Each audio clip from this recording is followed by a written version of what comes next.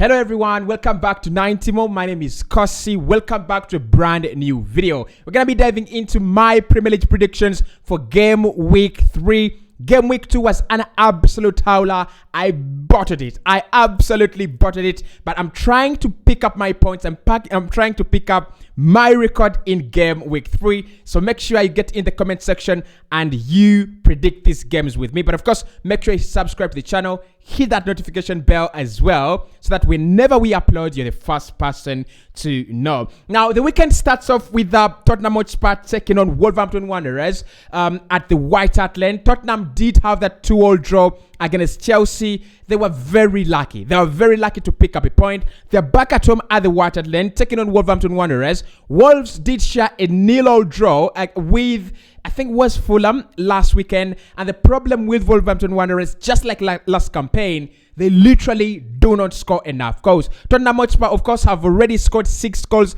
in their opening 2 fixtures of the Premier League. Now that they're back at the White Hart Lane, I do not see how Wolverhampton Wanderers are actually going to stop them from scoring. But I think Wolves will also score. Tottenham Hotspur, we've seen they can leak goals against that Chelsea side that literally didn't do enough in terms of putting the ball in the back of the net.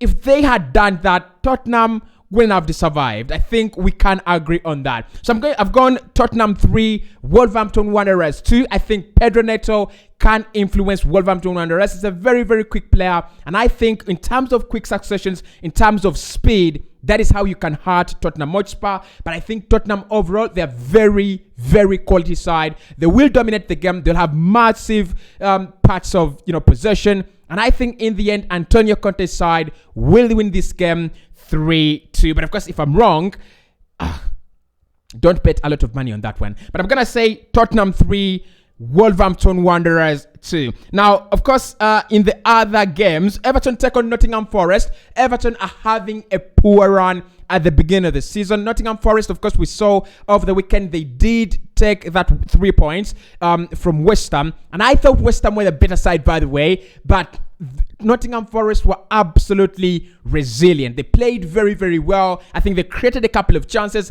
And also when it comes to defending, they really defended very well. Much credit to Dean Anderson for saving that penalty against Declan Rice. Otherwise, they should have shared points or even lost that game if that penalty had actually gone in. So I'm going to say Everton will not win their 3rd game in a row. They will lose to Nottingham Forest. Although they're back at the Goodson Park, I don't see how it creates a difference. They brought in a few signings. I think Idris Aguirre could be fit for this one. I'm not really sure if the paperwork will be done. But the likes of Onana will be in. He had a very massive impact on that, in that game that they lost to Aston Villa last weekend. But I don't see how Onana and Gray actually pick up 3 points for Everton against Nottingham Forest. Frank Lampard will lose a 3rd game in a row, and I think he's going to be the first manager to be sacked this season. So Nottingham Forest, however much I'm not backing them to stay in the league, I will back them this weekend to beat Everton 2-0. I think they're a quality side. They brought in now 16 signings. They're mad. They're absolutely mad. But the likes of Emmanuel Dennis coming in, I think he will not be playing in this game. But they're absolutely, committed to the cause of staying in the Premier League. So I'm going Nottingham Forest 2, Everton 0 away from home. Leicester City take on Southampton. Leicester lost 4-2 to Arsenal at the Emirates Stadium. They're back at the King Power Stadium. Southampton were very lucky to pull a point out of that 2-2 draw against Leeds United. Southampton were at home, and the fact that they trailed 2-0 to Leeds United is absolutely horrible. But also the fact that they came from 2-0 down to pick up a point in that game is absolutely fantastic. So I think it's a game where I'm not expecting as many goals as there can be. But one thing we've seen with Leicester City, they create chances.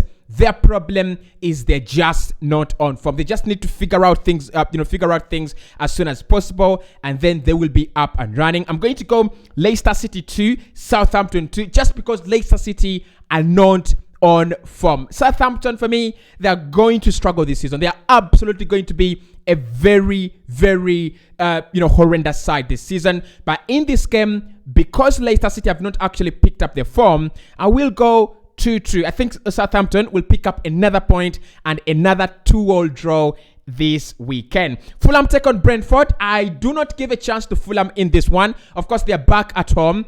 Brentford away from home last weekend. Brentford absolutely gigantically beating Manchester United, an emphatic win, 4-0 at halftime, and Man United were left stranded and destroyed. But when I think about it, lads, I don't think Brentford actually did a lot in that game. They capitalized on the mistakes created by Manchester United, and that is how you want to win big games, and that is how you want to take your chances. If a club as big as Man United gives you 4 chances, take them at halftime and win that game by keeping a clean sheet. However, I think Brentford are a very, very quality side. Last campaign, we've already seen it with them. They put in a very quality performance right from the championship. They are the only championship side that I think really put in a decent performance. The likes of Watford and Norwich, which were relegated subsequently, I thought they were not up to the task. So I think Brentford in this game, they will win again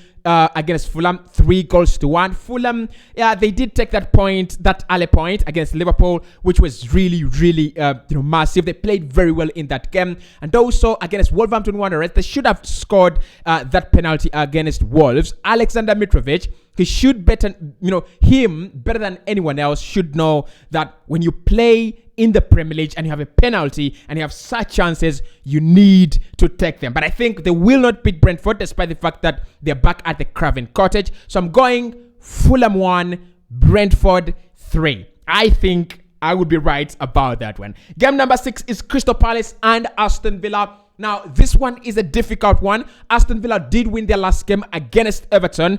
It was absolutely a very gorgeous goal from Danny Ings. That shot, I wish I could show it to you, lads. It was absolutely massive. But of course, the second goal I think was also very good. Oli Watkins playing in Emi Buendia. Buendia started the run and finishes very, very well. So I think Aston Villa, unlike Everton, I think they will be a hard side to beat, and in this season I expect them to be challenging for the mid-table positions. But Crystal Palace, they've not really started off very poorly, but they've had the worst fixture in terms of beginning of the season, starting against Arsenal at home at the Selhurst Park and then travelling to the Anfield to play Liverpool. They picked up 1 point out of those 2, and Patrick Vieira, in his own words, he said, if you start your Premier League side against 2 clubs that are trying to win the Premier League, you're never going to pick up as many points as there is. So I think this is the first time that Crystal Palace should pick up 3 points, but I will not give them that opportunity. They're back at the Selhurst Park hosting Aston Villa, but I think Villa will score, Crystal Palace will score, and I'm going to go 1-1. I think Filippo Coutinho might have his first huge impact this season in this game. But I think Crystal Palace, they need to start taking their chances. They had a couple of chances against Arsenal. They had a couple of chances against Liverpool. They didn't take them. Wilfred Zaha should have buried that game against Liverpool. And Eberezer Eze, what is this guy on? What is he doing? You must be taking those chances. He's literally not doing that this season. I'll go with a 1-1. But I won't be very surprised if Aston Villa win this game 2-1 because Crystal Palace cannot bury their chances. Now, we will end off the Saturday show with a late night kickoff. Arsenal take on Bournemouth. Now, for Christ's sake, Bournemouth, I don't know what they have done to the Premier League. Of course, they have already lost 4-0 in their recent fixture to Manchester City at the Etihad Stadium. They're now playing an Arsenal side that is on absolute fire. The disadvantage Bournemouth have is that they don't have any history and statistical advantage against Arsenal. They have only won 1 time in their last 10 games against the Gunners. I don't see how they survived. But impressively, they did start off the season by beating Aston Villa 2-0 at the Dean Court, and that makes it 11 games now unbeaten at home. I don't think Arsenal will be concerned with that after beating Leicester City 4-2 and Crystal Palace 2-0 in their 2 opening fixtures of the weekend. They'll be looking to win a third successive game at the beginning of the season ever since 2003-2004. I'm going to go Arsenal 5, Brentford No. I think they will create their chances. Arsenal will have their chances. Bournemouth will have their chances. But that backline of Saliba, Ben White, Gabriel Magalhaes, and Alexander Zinchenko should stop the damage from reaching Aaron Ramsdale, who I think is a very quality goalkeeper and will pick up another. I definitely don't have him in my FPL. I can't believe that. But I have a decent goalkeeper in goal, honestly. But I think Ramsdale will keep a clean sheet and Arsenal will score 5. Gabriel Jesus, my triple captain this week in FPL, should be scoring a hat-trick. He definitely should be scoring a hat-trick. Sunday vibes begins off with West Ham taking on Brighton. The problem I have with Brighton is they do not score enough goals. Now, I love Danny Welbeck, and I feel Danny Welbeck is one of those very good strikers in that system of Graham Potter, running the channels and working the channels. My problem with Danny, how many goals do you score a season? He doesn't score enough. And that is why I think Graham Potter should definitely be Danny Welbeck. The problem with Brighton is not creativity. The problem is finishing off the chances they are actually creating. They beat Manchester United 2-1 in their opening fixture of the weekend. And they shared a 0-0 draw with Newcastle in the previous weekend. I think they will score 1, but they will lose to West Ham. West Ham are looking for their first win of this campaign. They're actually looking for their first point of this campaign. They lost 2-0 to Manchester City in their opening game, and they lost 1-0 to Nottingham Forest last weekend. I think they will bounce back. A goal from Mikel Antonio and Skamaka will see them win this one 2-1, and Trossard will definitely be scoring for Brighton. Now, still on Sunday, Chelsea take on Leeds United away from home. Leeds United under Jesse Marsch are a very different side. They began off this this campaign very, very well. They're sharing points, they're creating chances, they're scoring as many goals as there is. In their recent game, they have shared a 2-2 draw with Southampton, leading that game 2-0 from a very brilliant player, Rodrigo. I think it's going to be a massive addition to their side. So Rodrigo, I see him scoring again in this one, but I don't see Jesse Marsch's side pick up a point or even 3 points in this one. I'm going to go Chelsea 3, Leeds United 1. We have all underwritten and written off Chelsea this campaign, but we were wrong. Chelsea, in that Tottenham game, they were absolutely brilliant. Raheem Sterling should have scored. Kalidou Koulibaly should have scored more than 1 goal. Kai Havertz should have scored.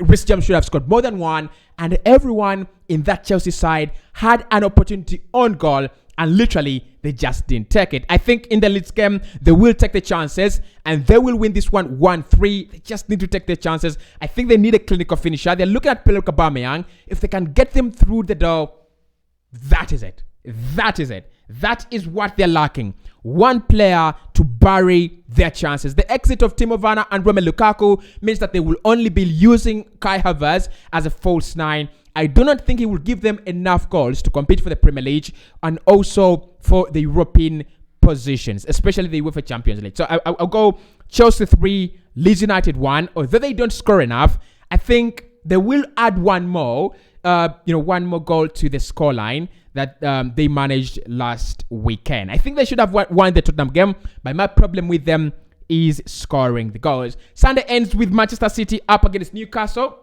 at the St. James Park. I think Newcastle are a very different side from what we know. They are really working hard, and Eddie Howe has really managed this side very well. When you look at them playing football, they're a well-coached side, they're a well-managed side, and one thing I love about Newcastle is they pick up points when they have to. Their opening fixture was against Nottingham Forest.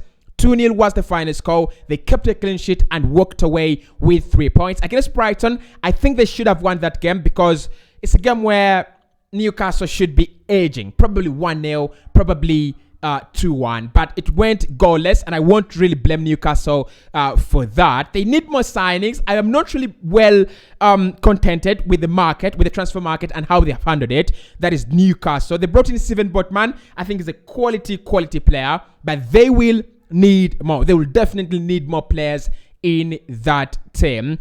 But the likes of Bruno Guimaraes, the likes of Joe Willock, the likes of Alan Saint-Maximin, I think they do have a quality side round there and a decent manager.